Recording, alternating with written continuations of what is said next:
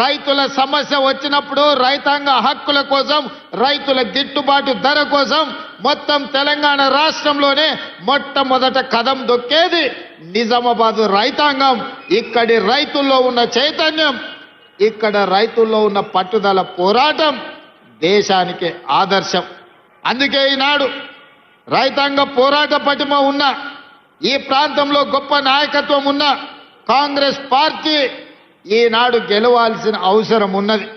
ఆనాడు ఎట్లయితే doctor YS Rajasekhara Reddy గారు డి శ్రీనివాస్ గారి నాయకత్వంలో వాళ్ళిద్దరి జోడీలో 2004, 2009 ఎన్నికల్లో కాంగ్రెస్ పార్టీ అధికారంలోకి రావడం మనం కళ్ళతో చూసినాం. అందుకే ఈనాడు ఖచ్చితంగా నేను ఈ వేదిక మీద నుంచి తెలంగాణ సమాజానికి మాట ఇవ్వదలుచుకున్నా. 2023 ఎన్నికల్లో నేను పిసిసి అధ్యక్షుడిగా, మహేష్ గౌడ్ గారు కార్యనిర్వాహక అధ్యక్షుడిగా 2023 నాడు కాంగ్రెస్ పార్టీని అధికారంలోకి తీసుకొచ్చినాం. మళ్ళీ 2029లో మహేష్ గౌడ్ గారు పిసిసి అధ్యక్షుడిగా, నేను ముఖ్యమంత్రిగా, ఆనాడు డాక్టర్ వైఎస్ రాజశేఖర రెడ్డి, ధర్మపురి శ్రీనివాస్ గారు రెండోసారి ఏ విధంగా కాంగ్రెస్ను అధికారంలోకి తీసుకొచ్చిండ్రో మళ్ళీ తెలంగాణ రాష్ట్రంలో రెండవసారి అధికారంలోకి తీసుకొచ్చే బాధ్యత తీసుకుంటాం. నేను పిసిసి అధ్యక్షుడు కాకముందు ఈడ రైతుల సమస్యల మీద నన్ను ఆహ్వానించి ఇక్కడ ఒక కార్యక్రమాన్ని ఏర్పాటు చేసింది.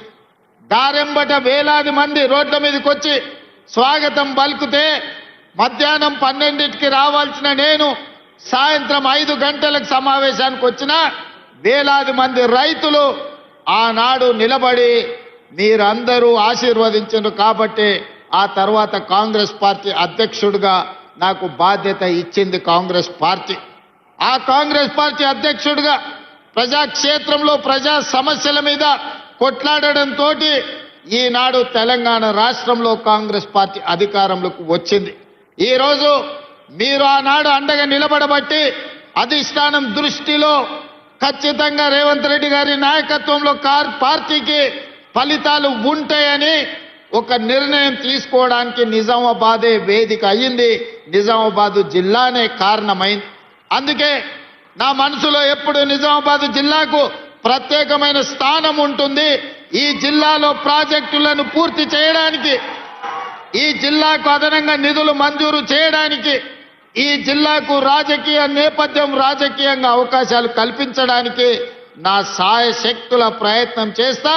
ఈ జిల్లా అభివృద్ధికి 100% సహకరిస్తా అని చెప్పి ఈ సందర్భంగా మిత్రులందరికీ తెలియజేస్తున్నా. మిత్రులారా, ఈనాడు కాంగ్రెస్ పార్టీ అధ్యక్షుడిగా మిత్రులు మహేష్ కుమార్ గౌడ్ గారు ఉన్నారు. వారు భూపతి రెడ్డి గారు నాకు చేసిన విజ్ఞప్తి మేరకు, పెద్దలు సుదర్శన్ రెడ్డి గారి సూచన మేరకు ఈ నిజామాబాద్ యూనివర్సిటీకి ఇంజనీరింగ్ కాలేజ్ కానీ, అగ్రికల్చర్ కాలేజ్ కానీ, ఇతర ఇంటిగ్రేటెడ్ స్కూల్స్ కానీ 600 కోట్ల రూపాయల రోడ్లతో ఈనాడు అభివృద్ధి కార్యక్రమాలు చేసుకున్నాం.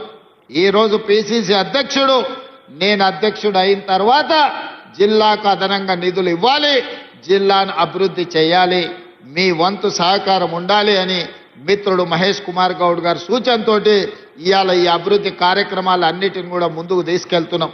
ఇదే కాదు, నిజామాబాద్లో ఉన్న బాన్స్గడ కావచ్చు, కామారెడ్డి కావచ్చు, ఎల్లారెడ్డి కావచ్చు, బిచ్కుంద కావచ్చు, ఆర్మూర్ కావచ్చు, భీమ్గల్ కావచ్చు, బోధన్ మున్సిపాలిటీ కావచ్చు, నిజామాబాద్ మున్సిపల్ కార్పొరేషన్ 7 మున్సిపాలిటీలు ఒక కార్పొరేషన్లో 1045 కోట్ల రూపాయలతోని ఈనాడు అభివృద్ధి కార్యక్రమాలు మనం చేపట్టుకుంటున్నాం. తెలంగాణ రాష్ట్రంలో మున్సిపల్ శాఖ మంత్రిగా 17,445 కోట్ల రూపాయలు ఈ 2 సంవత్సరాలలో నిధులు మంజూరు చేసి అభివృద్ధి కార్యక్రమాలతో ముందుకు వెళ్ళాలనుకున్నాం. కానీ చాలా దగ్గరలో 99% రాష్ట్రంలో బీఆర్ఎస్ వాళ్ళే మున్సిపల్లో కౌన్సిలర్లు, కార్పొరేటర్లు, చైర్మన్లు, మేయర్లుగా ఉండడంతో మనం నిధులు ఇచ్చినా అభివృద్ధి కార్యక్రమాలు ముందుకు సాగలేదు. ఈరోజు మనం నిధులు మంజూరు చేసినా ఈ ప్రభుత్వానికి ఎక్కడ పేరు వస్తుందో, ముఖ్యమంత్రే కాదు మున్సిపల్ మంత్రి కూడా రేవంత్ రెడ్డి ఉన్నాడు, ఈ అభివృద్ధి జరిగితే కాంగ్రెస్ పార్టీకి మంచి పేరు వస్తుందని చెప్పి బీఆర్ఎస్ నాయకులు అభివృద్ధిని అడ్డుకున్నారు. ఇవాళ మీకు అందరికి ఒక మంచి అవకాశం వచ్చింది. 10 ఏళ్ళు బీఆర్ఎస్కి ఇచ్చిండ్రు, 12 ఏళ్ళు బీజేపీకి ఇచ్చిండ్రు. ఈ ప్రాంతంలో 2 సార్లు ధర్మపురి అరవింద్ను పార్లమెంటు గెలిపించారు. ఇవాళ మళ్ళీ మోడీ మంత్రం చదువుతున్నాడు ధర్మపురి అరవింద్ గారు. నేను అడుగుతున్నా, అయ్యా గల్లీలో కౌన్సిలర్ కావాలంటే, గల్లీలో మోరీ తీయాలంటే మేము ఢిల్లీకి వెళ్ళి మోడీని అడగాలనా? ధర్మపురి అరవింద్ గారు మీరే పార్లమెంట్ సభ్యులు కదా, ఈ 7 ఏళ్లలో నువ్వు ఏమి తీసుకొచ్చినావో లెక్క చెప్పు. మిమ్మల్ని 2 సార్లు ఎంపీగా గెలిపిస్తే మోడీ గారి దగ్గర నీకు చాలా పరపతి ఉందంటావు కదా, మరి మోడీ గారి దగ్గర పరపతి ఉంటే ఎందుకు మీరు స్మార్ట్ సిటీ కింద నిజామాబాద్ను తీసుకురాలేకపోయినరు? 95 సంవత్సరాల మున్సిపాలిటీకి ఒక స్మార్ట్ సిటీగా మీరు మోడీ దగ్గర సాధించలేకపోయినరు. మీ పరపతి ఉపయోగపడలేదంటే మళ్ళీ కార్పొరేటర్లుగా బీజేపీ వాళ్ళని ఎందుకు గెలిపించాలి అని చెప్పి ఈరోజు ధర్మపురి అరవింద్ గారిని నేను అడుగుతున్నా.